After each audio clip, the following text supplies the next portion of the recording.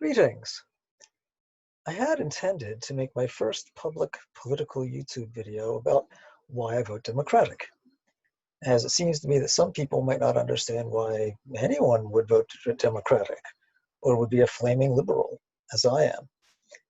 I had intended to give the fundamental values that underlie my political views in my first video. However, I had a conversation with a conservative online in which he seemed to think that I, as a flaming liberal, wanted Donald Trump to be a bad president, that I wanted his presidency to be a failed presidency, and moreover, that I wanted to help make his presidency fail. And I think I should reply to that first, before talking about the fundamental values that, in my view, explain why I vote Democratic. My immediate reaction to the charge of wanting Donald Trump to be a bad president was, why would anyone think that?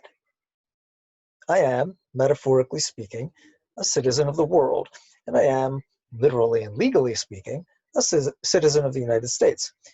Wouldn't anyone living in the world, and more specifically, anyone living in the United States, want the United States president to do a good job? Wouldn't the United States president's doing a good job be better both for the United States and for the world than what is doing a bad job? When Donald Trump was elected president, not only was I astonished, I was appalled. I thought he would do a bad job. But I did not hope that he would do a bad job. I hoped that he would, against all of my expectations, turn out to be a good president, or at least a competent one. I hoped he would do what Ronald Reagan did. I will never think of Reagan as a great president. I will never think of Reagan as a particularly good president. But he made himself a competent president. He surrounded himself with people who understood foreign affairs and international relations, and who understood both the value of international cooperation and the importance of U.S. treaty obligations. He surrounded himself with people who understood how government worked. It may have helped that Reagan himself had been governor of California and had some understanding himself of how government worked. And he surrounded himself with people who, despite the Republican plea for small government, understood the appropriate roles of the State Department and of other parts of government. He surrounded himself with people who understood and, mostly, respected both institutions and institutional norms. And he listened to the people who knew what they were talking about. In so doing, he made himself a competent president. And I hope that Donald Trump would do the same thing. In fact, I do not think that Donald Trump is doing a good job.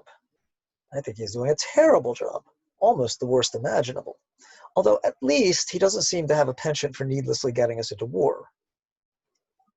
But if, tomorrow, he suddenly started doing a great job, I'd be thrilled. I'd love it if he did a great job for the rest of his presidency. I'd still vote against him, and I'd still hope that the rest of his presidency lasted only a few more months. But I'd be thrilled to have a United States president who was doing a good job. I always want that. Wouldn't you? Wouldn't everyone? Or at least everyone who wasn't bent on destroying the United States? Of course we want the United States president to do a good job, whether he's a Republican or a Democrat or, for that matter, an independent. Even if he's a socialist or a libertarian or a member of the Green Party, whatever his political affiliation, I want the United States president to do a good job. I was, in fact, torn when the Senate was conducting President Trump's impeachment trial. Part of me wanted Trump to be convicted. Part of me wanted Trump to be acquitted. But you might be surprised by which part was which. As an American, and as a Democrat who cares about the well-being of America, I wanted Trump to be convicted. As a liberal Democrat who wanted to win the next presidential election, I wanted Trump to be acquitted. I wanted him to stay in office. I wanted Trump to be convicted because I always want the United States to have the best president possible.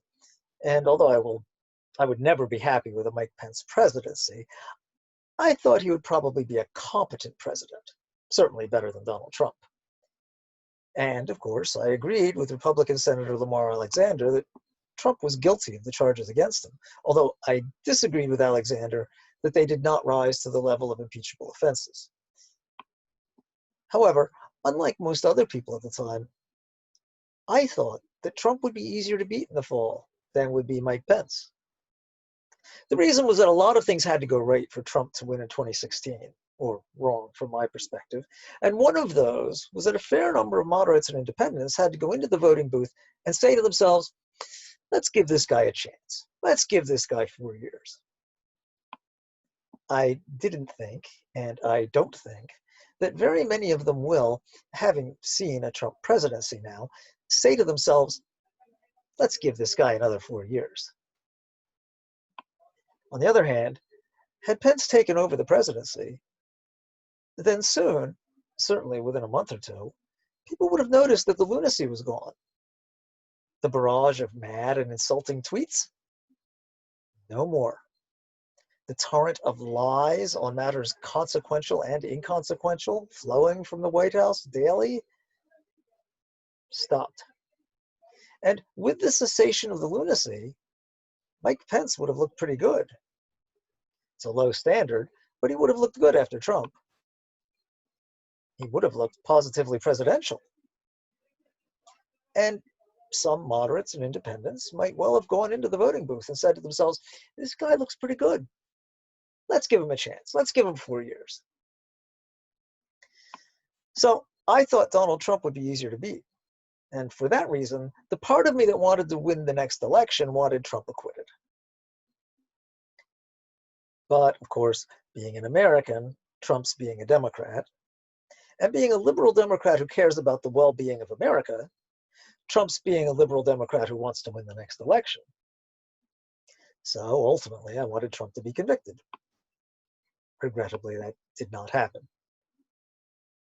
The point, though, is that I wanted what was best for America and, at the same time, what was best for the world. Why would the conservative with whom I had that conversation think otherwise? Did he think of liberal Democrats as evil people? Did he think of liberal Democrats as unpatriotic, un-American people who somehow want to bring America crashing down? I hope not. Although there might be subscribers to the worrying QAnon conspiracy theory who do think of liberal Democrats as evil, as Satan-worshipping child abusers, I hope that most conservatives do not share such a view. I hope that most conservatives do not share the view of the man who took a loaded gun to a pizza parlor in order to rescue the children in Hillary Clinton's mythical child sex ring, only to discover that it was just a pizza parlor, and that Hillary Clinton, who had spent her life trying to help people, especially women and children, wasn't really abusing children. I hope that most conservatives do not think of Hillary Clinton as being a lifelong Methodist, as merely a ruse to cover up her supposed worship of Satan. I hope that most conservatives do not hold such beliefs. What might be the kernel of truth that somehow turned into the rather terrifying QAnon mythology is this. Republicans and Democrats, at least in Congress and in state legislatures, favor different policies and want different judges nominated and confirmed. So that what counts as being a good president for one isn't what counts as being a good president for the other. A Democrat might well say that following a particular Republican policy would be bad for the country. And a Republican might well say that following a particular Democratic policy would be bad for the country. So that although neither one need think of the other as motivated by the desire to harm the country, each might think that the other wants to follow policies that actually would harm the country. Neither need be thought of as evil in order to be thought of as misguided, and misguided in a way that can do real damage to the United States and to the world. And I hope that that is what my conservative acquaintance meant. That because I wanted Donald Trump not to pull the United States out of the Paris Climate Accords, or because I wanted him not to pull the United States out of the Iran nuclear deal, and so on, I wanted him not to do the things that would make America great again, and therefore wanted him to do a bad job. If that was his intention, okay, I'd understand it. But it certainly seemed as though he thought of liberal Democrats as anti-American and as being motivated by the desire to harm the country, which I don't think is generally true. As to why anyone would want policies to be pursued that my conservative acquaintance would have viewed as harmful to America, as to why I would want the best for America and for the world, and yet would vote Democratic and would be a flaming liberal, as I think I am. I will give a brief explanation in my next video, and will give more detailed explanations in future videos. I hope to make my reasons for voting Democratic and for being a flaming liberal, which are grounded in fundamental values that I hope we all share, comprehensible to everyone. And that's the end of my first public political YouTube video. May reason and compassion be your guides.